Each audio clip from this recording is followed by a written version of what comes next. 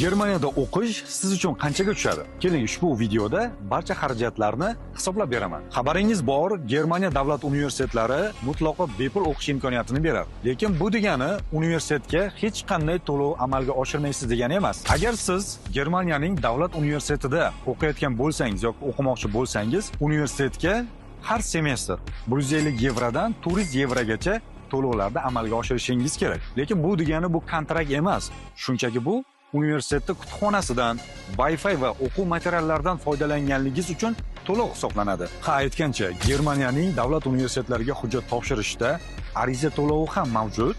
Hozir kunda bu 75 yevroni tashkil qiladi. Keyin muhim xarajatlardan biri bu Germaniyaga blokchot ochish hisoblanadi. Har bir xalqaro student banklardan o'zining nomiga bloklanadigan hisob raqam ochib va hisob raqamiga 13351 yevro pul qo'yish shart bo'ladi. Yana bir qilishingiz kerak bo'lgan xarajatlar bor. Biz buni mayda-chuyda xarajat deb ataymiz. Ya'ni bular hujjatlaringiz tarjimasi, viza to'lovlar, konsaltant firma to'lovlari va bularga jami $1,500 atrofida taxminan xarajat qilishingiz kerak bo'ladi. Yana ba'zi bir xarajatlaringiz mavjud. Biz bitta videoga sig'dira olmadik. Agar sizga umumiy xarajatlar kerak bo'lsa, izohlarda BMW so'zini yozib qoldiring, biz sizga ro'yxatni yuboramiz.